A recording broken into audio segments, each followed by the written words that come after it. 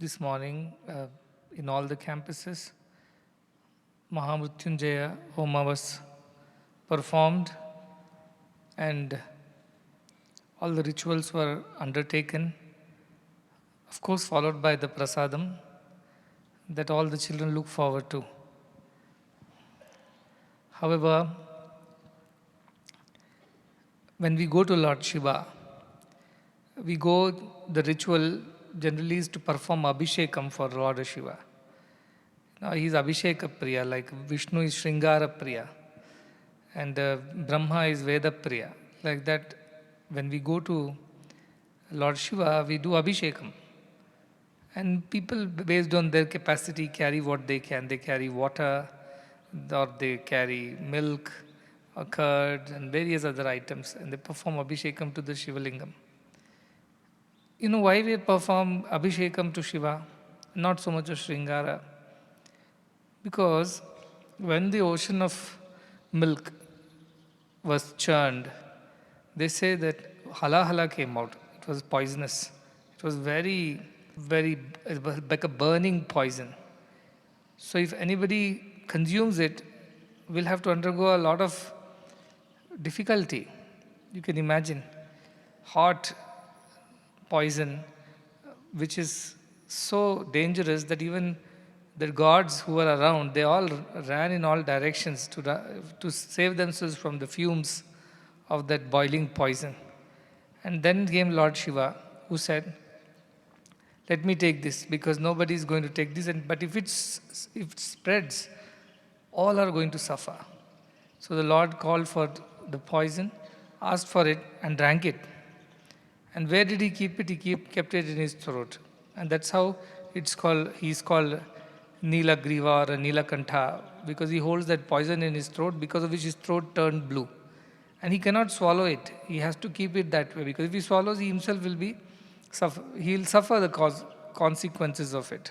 So always Mother Parvati sits by his side and keeps him awake, so that he doesn't swallow it by accident. And that is the tapas of Lord Shiva, for which sake we worship him, because somebody who can take upon the world's troubles to save the world and give them only good things in return, that is the nature of the divinity. That is the nature of Lord Shiva. So we perform Abhishekam because it is so hard to hold that poison in his throat. He suffers all the time. His body is burning like on fire. So all the time he has to be cooled by pouring water, milk, curd. But this is a symbolic way of us telling that we know your pain, we know your suffering, we know your difficulty, and we know you're doing it for us. But all we can do as your devotees and children is to just offer this water, offer our love, offer our devotions to you, so that you are able to bear the brunt, the difficulty of holding that poison in your throat and remaining awake for the sake of everyone. So that is the sacrifice that Lord Shiva has performed, because of which he is a god, because of which we even worship him today. But how many people will go and ask Lord Shiva, how is that poison? How are you feeling today?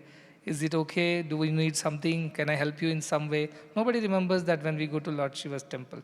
We go with a long list of all that we require, including good health, wealth, money, prosperity, children, their progress, their growth, employment, job, this, that. And so at the end, of course, moksha. Everything we go to ask. But how many people ask Shiva, how are you? How is it that you're holding that poison? How difficult it is for you? How many people even empathize or even think from Shiva's point of view? But have you ever seen Shiva telling anybody, it's so difficult to hold this poison, it is so straining, it is so painful, and I have to do it for your sake? And he never says it. Never says it to anyone. Not even he breathes it out to his own wife, who knows his pain. But he holds on, and he goes on doing what he has to do for everyone's sake, without uttering a word about his inconveniences, difficulties, discomforts. That is the nature of God. That is the nature of a father. That is the nature of a mother, who undertake all the troubles to give the best of everything to their children. Even though they eat less, they make sure the children are fed. They don't buy things what they need to make sure that the child gets what it needs. They don't enjoy certain privileges and comfort so that the children can get a little more than what they have. This is the way of Shiva Parvati. This is the ways of every parent on earth. And that is how God is. So I'm not interested in telling about the trials and tribulations, the difficulties and inconveniences, the obstacles and the obstructions when we do any good work. They come. It says, Shreyamsi Bhav Vignani, lot of difficulties and obstructions will come. But long back somebody told me, don't tell me about how difficult it was for you to build institutions, run institutions, how you manage it, how much difficult. Don't talk. World wants to know what is the result, what is the outcome. How is it? It's running well, people are happy, people are benefiting. They only want to know that. Nobody is interested in knowing the sad stories of your trials and tribulations. Nobody is interested. And Lord Shiva knows it very well. Nobody is interested in that, so let me not talk about it. Let us talk about what we can do for others. That is the way of God, that is the way of people. And I also am not interested in discussing or telling about how difficult things are, how difficult it has been, and things like that. Difficulties will come. Anything you start, you'll meet with some difficulties and obstructions. How can it not? So that is how it would be. Therefore, I always talk about the good things, the outcome of it. Now, anybody did all these music boys who got some prizes, did anybody come and say, you know how many hours I've practiced for getting this medal? You know how many sacrifices I have made? Nobody wants to know about it. Did you get the medal or not? Yes, I got the medal. We understand that you have done enough hard work. Otherwise, you won't get the medal. That's all the world wants to know. Nobody is interested in your long, sad tales of difficulties. So don't go and tell anybody about your own problems. Nobody is interested in listening to it. Nobody is interested in Lord Shiva's problems. Why will they be interested in our problems? They want us to be interested in their problems. That's how the world is. So I don't talk about it. I don't want to talk about all these things. Yes, it's been hard work. It's been a lot of effort and sincere effort, a day and night of efforts from all the people in the hospital and in the university. So many devotees, so many volunteers. They've all made this happen because getting a medical college going is not easy, especially in India. The kind of infrastructure, the caseload, the case makes, the faculty numbers, and all the kind of facilities that you must ensure that is available. It runs into hundreds of crores of investment in infrastructure and finances. At the same time, hundreds of staff members. All these together gather up in a small village like Muddenahalli. It's not a straight task, but I don't have to explain because anybody who comes here, they see this, they say, we understand what kind of effort must have gone in. And they only appreciate and they tell me that you have got a very good set of people over here who work so sincerely, so hard to make all this happen. And I tell this, yes, we are very blessed to have such committed, such dedicated, such sincere and selfless people in this ashram who are all the time working for the betterment of the society. And no task is big for them. They're willing to shoulder the responsibility. They're willing to do whatever it takes, whether it takes a day or night or it takes a day and night both. For months and days they have worked. And so this is possible. Everything is possible. All I want to say is that a selfless thought is very powerful. It will attract all things to itself. To attract the right kind of people, resources, ideas, abilities, all kinds of support. It will draw to itself because a selfless idea is so powerful. Nobody knew Lord Shiva before he drank that poison and saved the world. But once he did that, everybody knew this is Lord Shiva and we must offer our gratitude to him as prayers and worships and abhishekas. And that is the reason he became God. So the only way to realize one's divinity is through selfless sacrifice.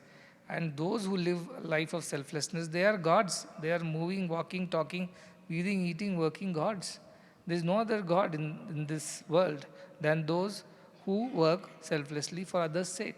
Whatever difficulties we must undergo, we must undergo. That is a given thing. Nobody talks about it. Nobody needs to talk about it. Let us talk about the good things that have happened, which is now there is a possibility for a lot of rural children to join the medical college, to become doctors, to nurses, paramedics, become specialists, and they should utilize this opportunity to serve more people. That's all I'm trying to say. I believe that no child should be denied an opportunity like education for the want of money. Money cannot be the deciding factor as to who becomes educated, who remains uneducated, who goes up in life, who goes down, who gets the opportunity, who is denied. Money cannot be the deciding factor. Anything else is okay, but money cannot be the reason for it. That is all our efforts are. A lot of people have worked from around the world, and I'm very glad that this has happened now and this has happened at the right time. I'm sure for years to come, for generations to come, this institution will serve to produce right kind of medical professionals Vaidyo Narayano Hari, as they say, really God-like professionals, God-like doctors, who are ready to do anything for the sake of the welfare of the world, like Lord Shiva. And he's also called Vaidyanath, that he's a lord of medicine or lord of doctors. And first thing that doctors must know from Shiva is be ready to sacrifice. And don't go around crying to your patients how difficult it is to work in this hospital, how hard we work, how long we work. Nobody wants to know. Patient has his own problems. Please don't go and sing your sad song in front of. Be like Shiva, steady, focused and dedicated and sincere, selfless. And never breathing a word about the difficulties. We only talk about the happy things. I'm sure in times to come, a lot of poison this institution has to drink, which is in the form of poverty, illiteracy, deprivation, inequalities. All these are poisonous halahala in the world, in the society. And some Shiva has to drink all these things so that the world gets the Amritam, world can live, go on. That difficulty we have to undertake. So the idea is that for me there is nothing which is difficult. I don't see it as a difficulty like a mother who is going to give birth to a baby. It's not an easy process. But the mother undertakes what she needs to undertake because that is her duty. That is how she can be a mother. So giving birth with all the pangs of labor is not something that she should talk about or cry about. It is a part of her duty, is a part of the process. So every great being on this earth does bear the burden of the world's difficulties. But greater thing is about them is they never they never speak about it to anyone. They just undertake what needs to be undertaken. And that is the beauty of selfless people like Lord Shiva. So when we were celebrating the good news and we were also worshipping Lord Shiva, this is what it occurred to me. Our doctors should take inspiration from Lord Shiva. They should be like that, ready to do things for the sake of the betterment of the patient and not worry about their comforts, their conveniences, their ideas, their likes. Then they are not going to be really serving like God. They'll be like just another human being, a little more privileged and what you call skilled to undertake some professional service. It won't become a selfless act of love. So that is very important. So we are very happy, and I'm very happy these children also are going out and presenting their talent and at the same time getting recognition for this kind of good talent that we are nurturing in our institutions. At the same time, I keep warning them all the time, don't get carried away by all the praise and accolades that you get in the world outside. That is not the reason why you're singing in the first place. If it brings some good dignity, some respect to the institution, some which will help the institution grow further, by all means go ahead and participate in competitions and win a prize. But if at any point of time suddenly you start enjoying this whole thing as a personal individual process, I am getting this, I am getting recognized, I am getting praised by everybody, I think you are not going to be of any help to the institution. So let not ambition creep into your otherwise selfless nature. That this is the reason why I want to do this, because I will get a lot of recognition and acknowledgements. Absolutely, that is not the reason. So I keep warning and cautioning them at all times. It's easy to get carried away when people are praising you, but you must always remain steady. You're here for a purpose. Enjoy the success. There's no need of putting up a long face saying that no, I'm not supposed to smile and laugh when I win a prize. Why? Our Swami says, you should be equanimous. That's not equanimity. Equanimity is not to be carried away by all these things, to stay steady. But enjoying the success is no harm. As long as you don't, become egoistic about it, you become arrogant about your talents and skills. That's wrong. Enjoying and celebrating all good things is not against spirituality. It is spirituality. To be happy at all times is spirituality. In fact, if you don't win a medal and still you come back smiling, that is spirituality. The world will think you have gone mad. Maybe he's lost his mind because it's a trauma or some kind of a shock. But a spiritual person will smile and come back even from a failure. So to say failure. Why? Because he thinks somebody else also benefited from this process. And I did my duty. I did what I knew. I did what I could. And I did my best. And there it ends for me. What comes out of it is absolutely divine will. But this kind of attitude is very important. That is equanimity. Long face, sad face, grumpy face, and a stern face. This is not equanimity. This is not show of equanimity. Smiling face, happy face.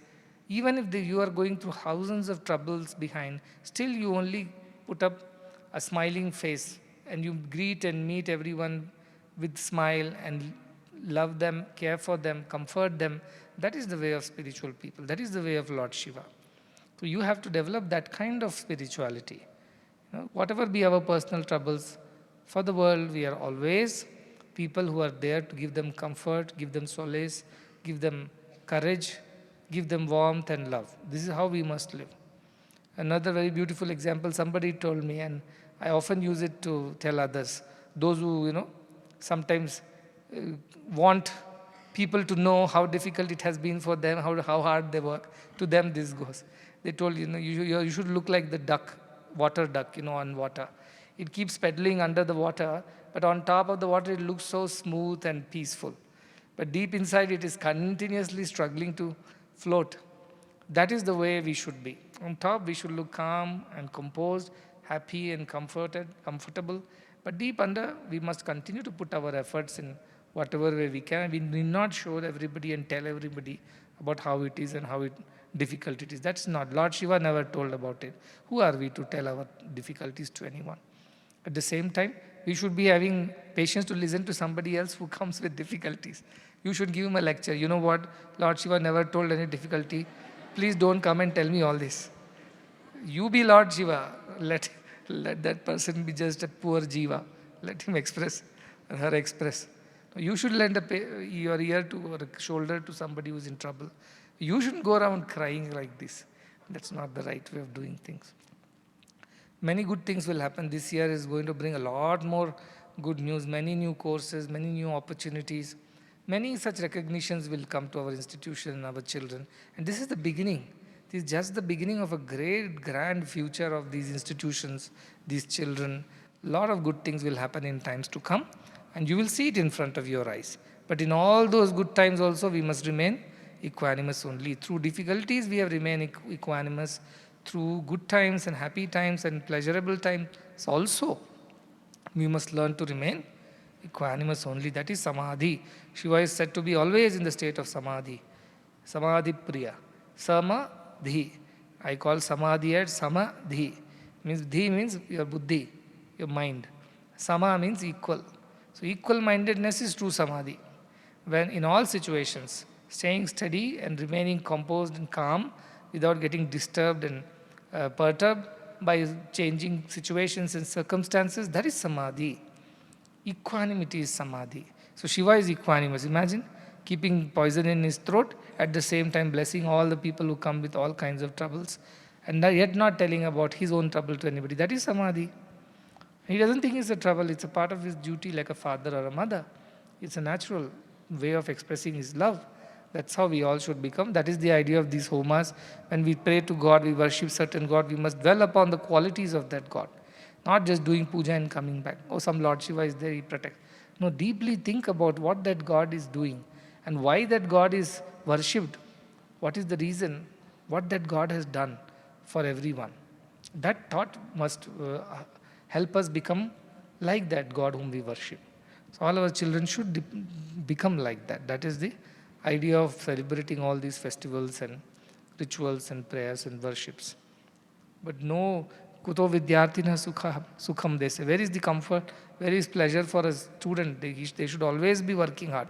When Shiva himself does not sleep and works so hard, where is the question of you people who are writing exams taking a good comfortable rest? No, not allowed.